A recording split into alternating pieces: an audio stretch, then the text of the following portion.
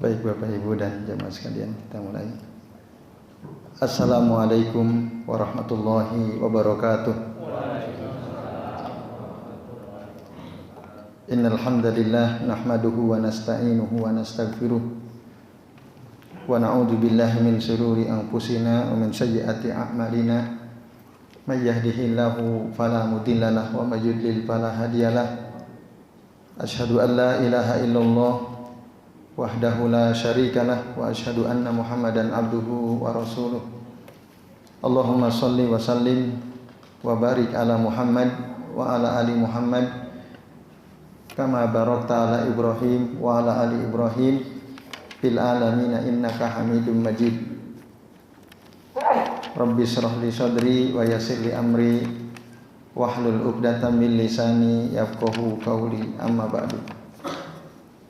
Bapak-bapak dan ibu-ibu serta jamaah sekalian, rahimani wa rahimakumullah. Alhamdulillah pada malam ini kita masih bisa melanjutkan ngaji kitab Al-Aqidah Al-Wasithiyah karya Syekhul Islam Ibnu Taimiyah rahimahullah. Dan pada kesempatan kali ini Bapak Ibu kita masih membahas tentang ayat-ayat yang menjelaskan tentang sifat mahabbah bagi Allah Subhanahu wa taala. Jadi Allah memiliki sifat cinta ya kepada hambanya. Pada pertemuan pekan lalu kita sudah membahas dua ayat yang menjelaskan tentang Allah memiliki sifat mahabbah, yaitu surah Al-Baqarah ayat 195 dan surah Al-Hujurat ayat 9 ya. Ayat yang ketiga Bapak Ibu disebutkan di dalam surah At-Taubah ayat ke-7 ya. Allah Ta'ala berfirman, "Famastaqamu lakum fastaqimu lahum." Famastaqamu lakum, selama mereka orang-orang kafir itu berlaku lurus, fastaqimu lahum, maka berlaku lurus sekalian kepada mereka orang-orang kafir. Innallaha yuhibbul muttaqin, sesungguhnya Allah mencintai orang-orang yang bertakwa. Nah, Bapak Ibu dan jamaah sekalian, rahimani wa rahimakumullah. Jadi ayat ini latar belakangnya adalah ketika terjadi perjanjian antara orang-orang kafir dengan Rasulullah Muhammad SAW. Perjanjian terkait dengan sesuatu yang mereka lakukan di Masjidil Haram ya. Maka kata Allah, selama mereka berlaku lurus kepada kalian, maka fastaqimu lahum, berlaku luruslah kalian kepada mereka, yaitu menepati janji. Dan menepati janji itu termasuk salah satu sifat orang yang bertakwa. Dan Allah mencintai orang-orang yang bertakwa. Nah, disinilah Bapak Ibu dan jemaah sekalian, pada kalimat innallaha yuhibbul muttaqin, ayat ini menjelaskan tentang sifat Allah, yaitu sifat al-mahabbah kepada orang-orang yang bertakwa. Nah, itu. Jadi alasan kenapa Allah menyuruh kita untuk berlaku lurus dalam perjanjian dengan orang kafir,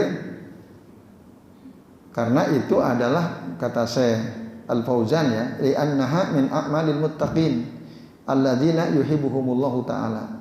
Karena itu termasuk perbuatan orang-orang takwa yang mereka dicintai oleh Allah Subhanahu wa ta'ala. Dan di dalam ayat ini ada isyarah ila annal wafa'a bil ahdi wal istiqamata alaihi min a'malil muttaqin.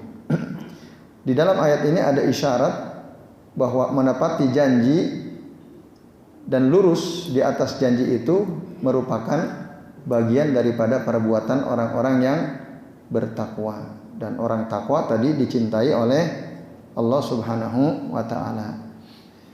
Atau kalau Syekh Haros mengatakan, ketika beliau menafsirkan innallaha yuhibbul muttaqin, artinya Ai yuhibbul ladzina yattaqunallaha fi kulli syai' wa minhu adamu naqdil uhud. Atau Allah mencintai orang-orang yang yattaqunallah. Nah, yattaqunallah di sini taat kepada Allah fi kulli syai'in dalam segala sesuatu, wa minhu di antaranya adamu naqdi al-uhud, tidak membatalkan janji. Itu bagian daripada perbuatan orang yang takwa dan itu dicintai oleh Allah Azza wa Jalla. Jadi poinnya adalah ada pada kalimat innallaha yuhibbul muttaqin. Kata yuhibbu di sini menunjukkan sifat mahabbah. Jadi Allah itu mencintai. Kemudian ayat yang lain, ya, Syekhul Islam Ibnu Taimiyah menyebutkan surah Al-Baqarah ayat 222. Innallaha yuhibbut tawwabina wa yuhibbul mutatahhirin. Sesungguhnya Allah mencintai orang-orang yang suka bertaubat dan mencintai orang-orang yang suka bersuci.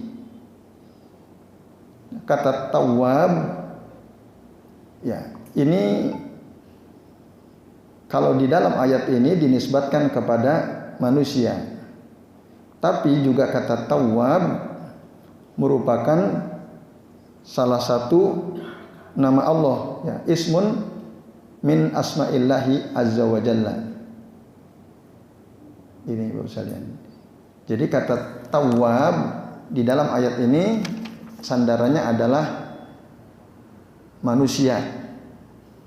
Tawwab berarti ini sigoh mubalaghah minat taubah, merupakan bentuk kata yang menunjukkan kesangatan. Jadi sangat banyak bertaubat, itu maksudnya. Innallaha yuhibbut tawwabin. Allah mencintai, sesungguhnya Allah mencintai orang-orang yang selalu bertaubat. Sering banget dia taubatnya. Nah ini. Wa amma fi haqqillahi ta'ala, adapun pada haknya Allah Ta'ala, At-Tawwabu min asma'illahi ta'ala. Maka kata tawwab itu adalah merupakan nama-nama salah satu dari nama Allah Subhanahu wa Ta'ala, Bapak Ibu. Jadi kata tawwab itu kadang-kadang dinisbatkan kepada Allah. Buktinya misalnya disebutkan dalam surah Al-Baqarah, ya, ayat 37. Coba Bapak Ibu buka tuh. Ada kata At-Tawwab. Fatalaqa Adamu mir rabbihi kalimatin fataba alaihi innahu huwat tawwabur rahim. Nah ini. Jadi kemudian Adam menerima beberapa kalimat dari Tuhannya, lalu dia pun, ya, menerima taubatnya. Fataba alaihi, Allah pun menerima taubatnya.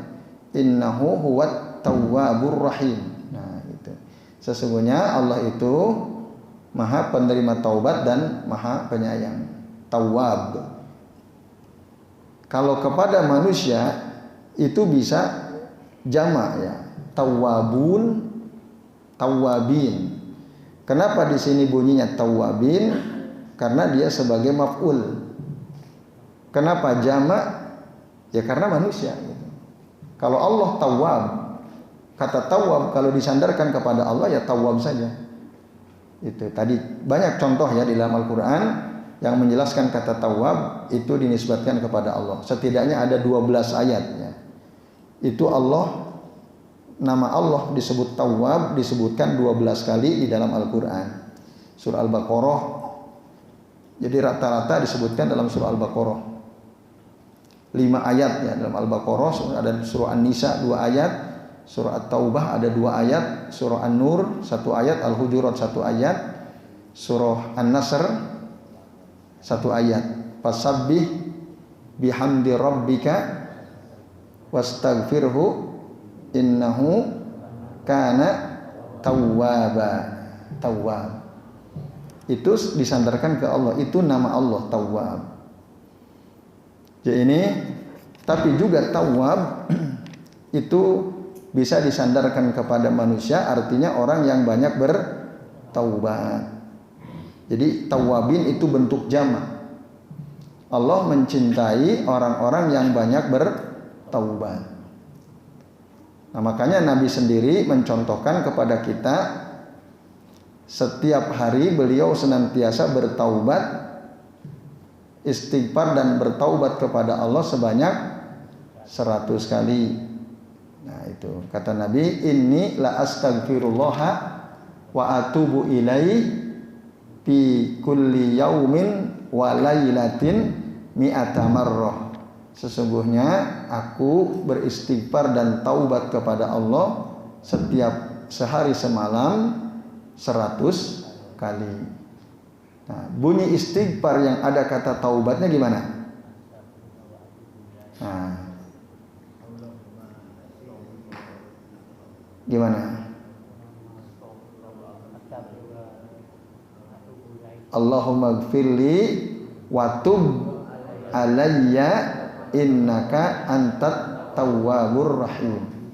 Itu Allahumma gfirli wa tub alayya innaka antat tawwabur rahim. Nah, kata Aisyah radhiyallahu anha, Rasul setiap selesai sholat duha membaca ini 100 kali. Allahumma gfirli wa tub alayya innaka antat tawwabur rahim. Nah, ini Bapak Ibu, yang disebut tawwab itu yang sering istighfar, sering bertaubat. Allah senang sama orang-orang seperti itu. Dan wa yuhibbul mutatahhirin. Dan Allah juga mencintai orang-orang yang senantiasa bersuci. Bersuci dari apa? Dari hadas. Nah, dengan cara wudu gitu ya. Jadi batal wudu terus begitu. Termasuk bersuci dari kotoran dan najis. Itu. Nah, itu yang disebut al-mutatahhirin ya. Alladzina yatatahharuna minal ahdatsi wa minal anjasi fi abdanihim wa ma yajibu tathiruhu. Orang-orang yang senantiasa bersuci dari hadas dan dari najis yang ada pada badan mereka dan apa yang wajib dibersihkan. Itu kata Syekh Ibnu Al-Utsaimin makna al-mutatahhirin. Dan ini ya, kalau dalam keterangan Syekh Al-Fauzan al-mutatahhirin itu adalah jamak dari kata mutatahhir.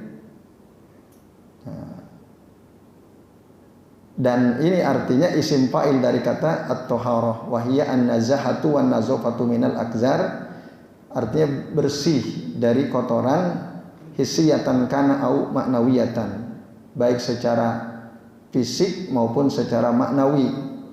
Secara fisik ya badan ya, kalau secara maknawi berarti termasuk hati ya, keyakinan, termasuk suci dari kemaksiatan. Itu makna al-mutatahhirin. Nah, dua kelompok orang ini dicintai oleh Allah Subhanahu wa ta'ala. Nah, di dalam ayat ini Allah mengabarkan an mahabbatihi lihazaini as-sinfaini min ibadihi. Allah mencintai dua kelompok ini dari hamba-hambanya, yaitu at-tawwabin wal mutatahhirin. Ini Bapak Ibu dan hadirin sekalian rahimani wa rahimakumullah. Nah, itu.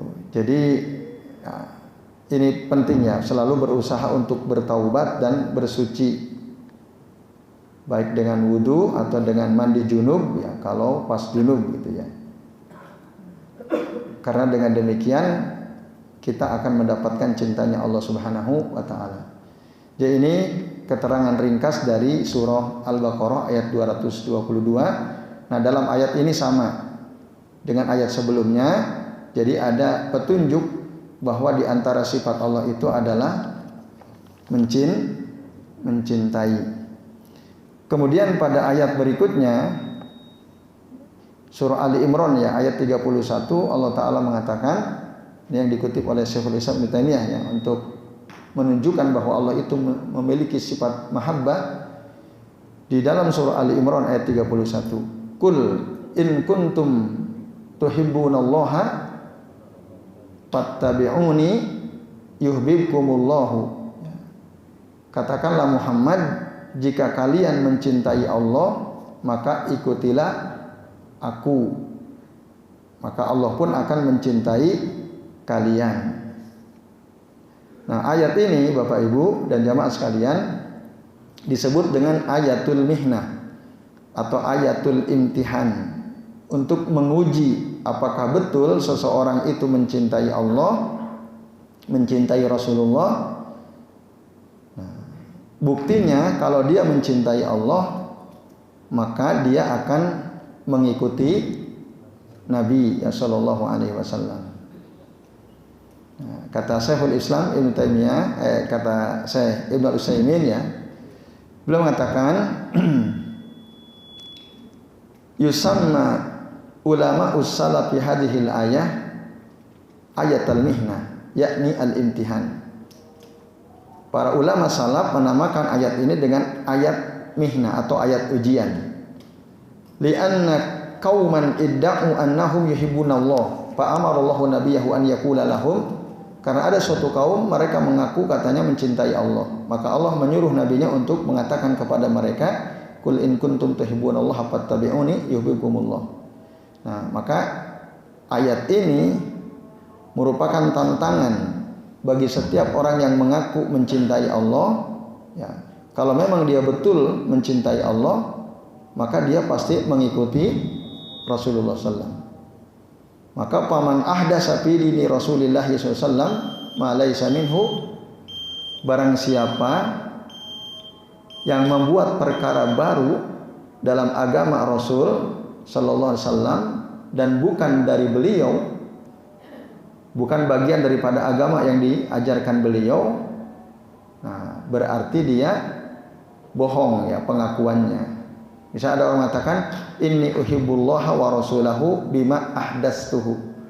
Aku mencintai Allah dan Rasulnya dengan apa yang perkara baru yang aku lakukan.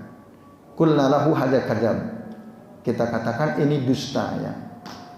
Kalau dia cinta betul sama Allah dan Rasulnya, pasti dia akan mengikuti Rasul sallallahu alaihi wasallam. Semakin dia mengikuti Rasul, semakin Allah mencintai dia. Nah, ini Bapak Ibu dan jamaah sekalian rahimani wa rahimakumullah. Jadi di antara cara untuk mendapatkan cinta Allah, maka ikutilah Rasulullah ya. Jangan berbuat bid'ah atau perkara baru dalam agama. Jadi saya kira ini sementara yang bisa kita bahas ya, sampai ayat ke-5 ya, terkait dengan bukti bahwa Allah itu memiliki sifat mahabbah. Ya, baik Bapak Ibu dan sekalian, sebelum kami akhiri, apakah ada yang mau ditanyakan? Ya, silakan Pak Agus.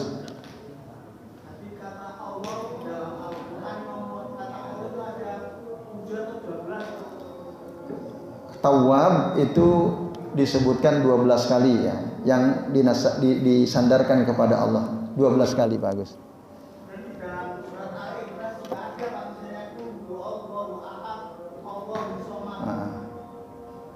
Apanya? Kata tawwab. Tadi yang kami bahas kata Allah atau tawwab tadi? Kata Allah atau tawwab tadi?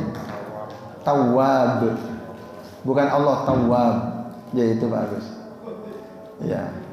Jadi kata tawwab yang disandarkan kepada Allah dalam Al-Qur'an disebut 12 kali. Kata tawwabnya. Betul. Sudah jelas bagus? Ya, alhamdulillah. Ya, monggo Mas Muharib.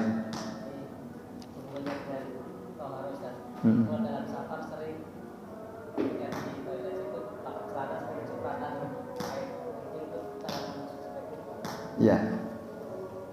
Baik, terima kasih Mas Muharib. Najis itu kan ada 3 ya. Najis mukhaffafah, mutawassithah, mughallazzah. Najis mughallazzah itu cuman air liur anjing, ada yang menyamakan babi katanya ya, dikiaskan dengan anjing babi. Najis mukhafafah itu cuma satu juga. Apa itu najis mukhafafah? Air kencing anak laki-laki yang kurang dari 2 tahun yang baru mengkonsumsi ASI. Kalau najis mughaladzah, cara membersihkannya gimana? Dicuci 7 kali dan salah satu dicampur dengan tanah ya. Kalau mukhafafah gimana cara mensucikannya? Cukup diciprati air, diginiin udah selesai mukhafafah. Nah kalau najis mutawassithah, cara mensucikannya gimana? Diguyur pakai air supaya bekas dan baunya hilang. Diguyur pakai air supaya bekas dan baunya hilang. Misalnya kena celana, antum ambil air dari keran, antum guyur ke yang kira-kira kena air kencing yang mana? Nah, antum gini, ada baunya enggak? Kalau masih ada berarti belum bersih. Kalau sudah tak berbau berarti sudah bersih. Bekas dan baunya sudah tidak ada.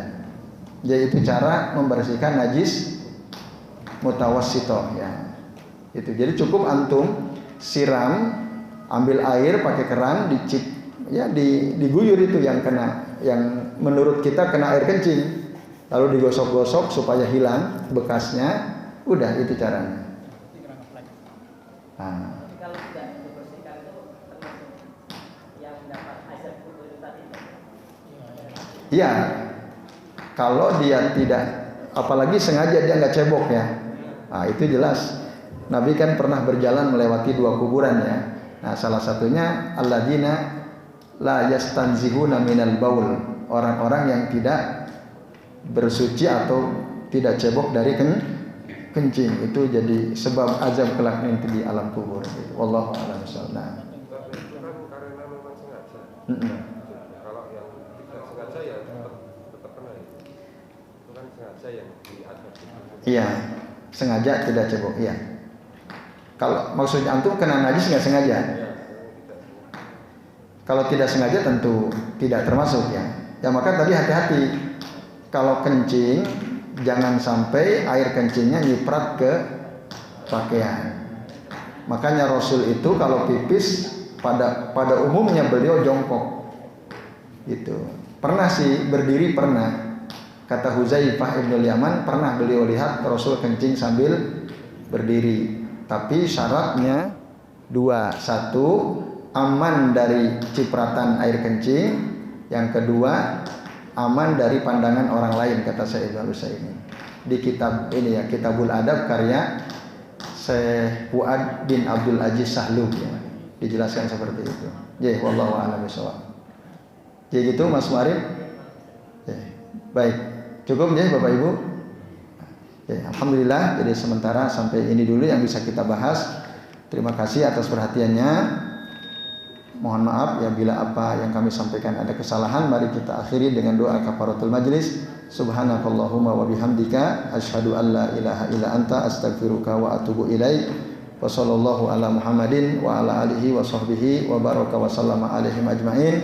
Billahi taufiq wal hidayah. Wassalamu alaikum warahmatullahi wabarakatuh.